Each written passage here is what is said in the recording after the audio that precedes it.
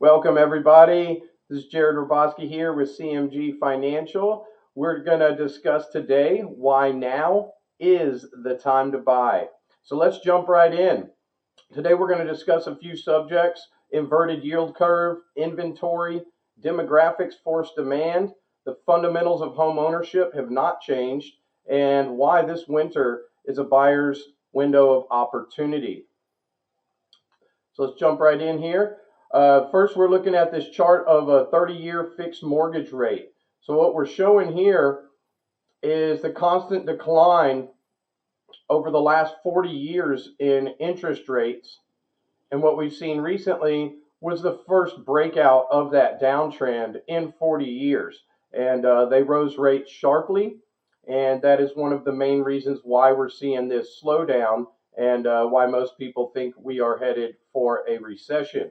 But what does that normally mean? Once the government calls it a recession, you can see in these shaded areas, rates drop during those times, right? So if we're expecting a recession, we're expecting rates to drop next year, by the end of next year.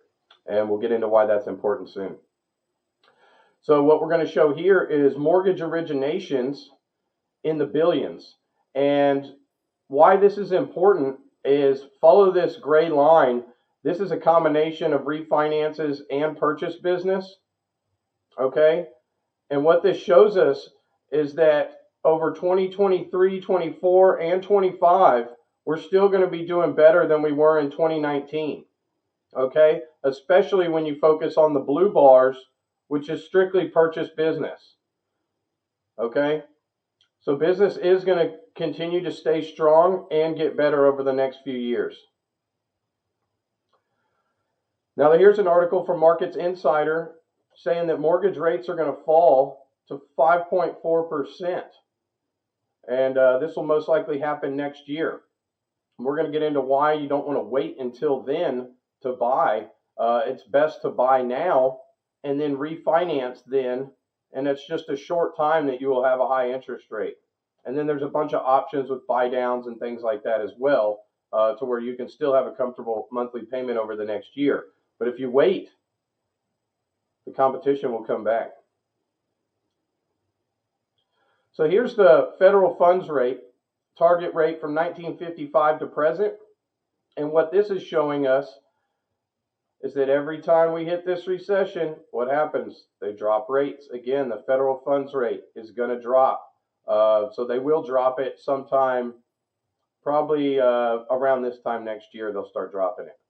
But rates will drop as the market anticipates that the Federal Reserve is going to drop their rates. So rates, actual mortgage rates will drop ahead of the federal funds rate once the anticipation comes.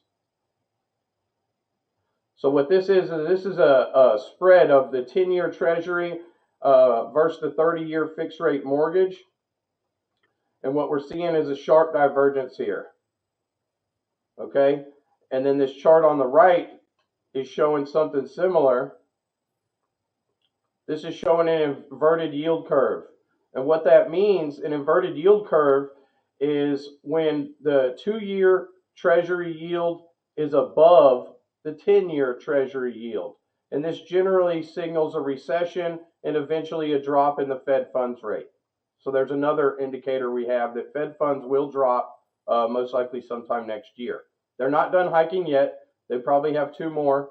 They will probably hike in December and again in February, possibly March. We'll see. Now we have a chart of the median sales price of households in the United States. And this is going back from like 1960. So what you can see is a constant uptrend. What does this show me? This shows me that real estate is by far the safest investment in the world. And we'll get into a little bit more of why it's the safest investment with the highest return as well. Real estate generally beats the stock market, and I'm going to show you why. Median sales price. Okay, we had this big drawdown here. And now we know from recent data I just saw from Redfin that the average median home sales price is down to $392. So we are having our pullback in our correction in home prices right now while mortgage rates are high. That is why now is the time to buy, because fear is high, sentiment is bad, which means you can get a good deal out there. Now, this is why it won't last for long. There's a structural undersupply in housing, okay? And this is showing us this undersupply in housing over the last decades, right? And look at this bar when we go from 2000 to 2009 to this 2010 to 2019. What happened in there? We had a mortgage and housing collapse, right? And a bunch of builders went out of business. A bunch of builders lost a bunch of money because they were overinvested and overbuilding at the time. There was an oversupply of inventory, okay? So they stopped building. So over the next decade, we created an undersupply of inventory. I can tell you right now that we have word that many of the largest builders in the United States have been ordered to stop building or pre-building any homes across the entire United States. So they are already going to stop building, which means this inventory problem is not only going to not get any better, it'll most likely get worse in the next few years. As builders don't want to take the risk to build houses that they can't sell quickly. So they're going to build to order. And then this article shows the same thing. New research reveals America is short more than 5 million houses. Now we're talking about demographics, okay? What we see highlighted, these yellow bars, right? We got the median age for moving out is 26 years old, and the median age for buying a house is 34 years old. Well, guess what? Look at this giant wave of population. This is the largest segment of population, the millennials. Right? It says right over here, there's 73 million millennials, and if this big wave here is about to hit the median age for home buyers, we're about to have the largest home buyer wave in history. So pay attention and focus on your millennials. They're about to buy a bunch of houses over the next several years. And this is what's going to keep the real estate market going strong for years to come. Now, we're going to talk a little bit about why buying a house is leverage investing. Most people don't even have the opportunity to do leverage investing. Your broker may not even allow it if you were doing it with stocks. So what we're going to show is how you can your leverage investing when you buy real estate. So we're taking a $400,000 house with a 10% down example, okay? And we all know you can do less than 10%. So 10% down on a 400K house, you're looking at $40,000 out of pocket for that down payment. Even if we grow at a 2% rate this next year, that's $8,000, okay? That's a 20% return on your money.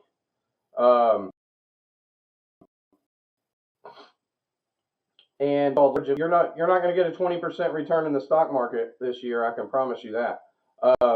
So you got a $360,000 loan at a 7% interest rate. Your principal and interest is $2,395. In year one, you're going to pay $25,000 in interest. Well, guess what? In America,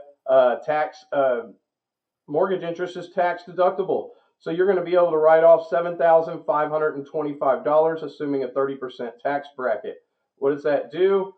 That brings your payment down to $1,768, your principal and interest, and that's essentially like having a 4.25% interest rate, right? So that's a better way to stomach it when you look at that, and at the same time, you're going to get a 20% return on your money, even at a modest 2% gain. Okay, in year 5, you have $21,126, so you still have good tax write-offs there. Also, you have schools and stability. You can paint it, add to it, do what you want with it. The house is yours. But that's why buying a home is great leverage investing. Now let's talk about net worth by housing status. So this is owners versus renters. You can't even see the renter line down there because that is how low the average net worth is for renters. And then you can see for homeowners, average net worth, we're hovering around $200,000 plus as homeowner. A renter, what is this? Less $10,000 or less? You don't want to be in that category, especially as you get older and begin aging. Invest in your future, buy real estate. It's the safest investment you can make. Focus on these bars here. This chart was a little bit more about demographics. We can talk about that in one sec. But look at this. Your yellow bar here is your homeowner's net wealth, and this little orange bar is renters. Okay, you don't want to. That's a huge reason why you want to be a homeowner. Okay, and then what this also tells me is Black and Hispanic are also going to be predominant home buyers over the coming years, and they will catch up to these categories. I've noticed over the last 2 years, about 60% plus of my pipeline is Black and Hispanic community. So expect them to catch up, but mainly focus on this net wealth. Very, very important to be a homeowner.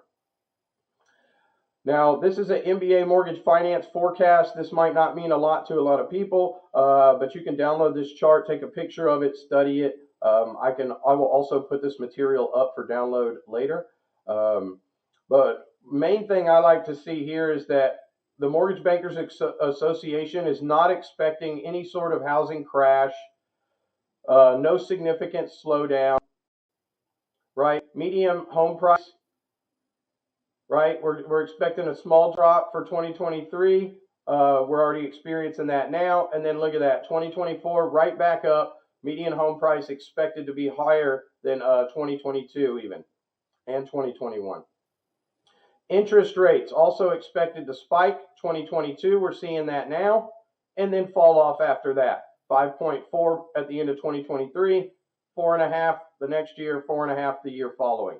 And I think that's pretty accurate. I don't know if it'll be a very long time if ever we get back to the 2s or 3s. I believe they understand that they made a mistake. Home buyers might as well take the plunge. Affordability isn't going to get any better as shrinking inventories ensure prices will rise even if mortgage rates eventually fall. And that's what we were talking about, supply and demand. The supply shock is real, and it's going to be here for quite a long time. So you might as well take the plunge and get a discount while homes are at a discount right now and negotiations are at an all-time high from what I have seen. Here's some more articles. Why the housing market is not in a recession. Millennial demand helps stoke the housing boom. Waiting on the housing market to crash? Don't, experts say. Here's how today's market is different from the Great Recession housing bubble, which we just covered. Millennials will drive home prices for years to come. That's what I've been saying during this presentation. Demographic support for home purchases. As we covered earlier, here's your big wave of home buyers. And now look at this down here. Home ownership rate by age.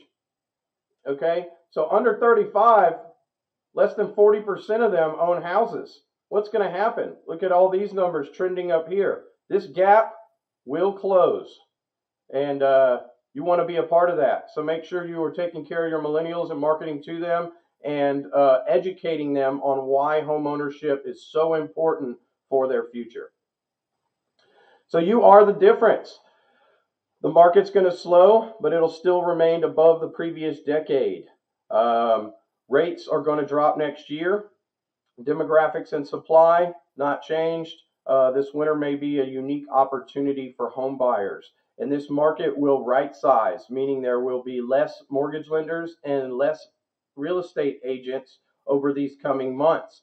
So the pool of buyers and sellers will be divided amongst less people. So stay strong, keep marketing out there, and go get them. Go educate your buyers and sellers. And then here's my contact page. If you need anything, I will be posting this video to multiple resources. I'll have a YouTube page at Bosky Media, and then I'm building out this new website at boskymedia.com, where I will cover many different subjects on real estate, finance, and investing. And I'll be producing a lot of video content over the next several days and weeks and months to come. So other than that, I hope you have a wonderful day, and y'all take